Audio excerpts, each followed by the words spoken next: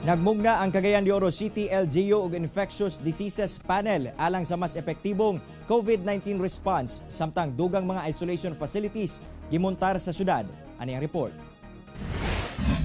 Pinaagi sa Executive Order No. 60 of 2021, gimugna sa Cagayan de Oro City LGU ang Panel of Experts on Infectious Diseases.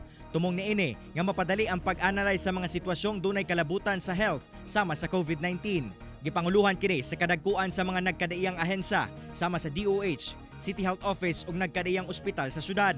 Malaumon ang LGU nga mas mapadali ang pagpangita og paagi aron matabang ang pagsaka sa mga kaso sa COVID-19 sa syudad nga anaa gyapon sa MECQ. I asked the panel of experts na if they so desire, they can also give some advice or make some recommendations to the local chief executives of the other local government units of Region 10, no? Samtang tungod sa nagkadiyang kaso sa syudad, nagdugang na og mga isolation units ang LGU alang sa mga pasyente nga nataptan sa COVID-19 nga naka-home quarantine. Target manggod sa LGU nga walay mag-home quarantine nga nagpositibo sa COVID-19 kay delikado ang takdanay sa virus samtang anaara sa panimalay.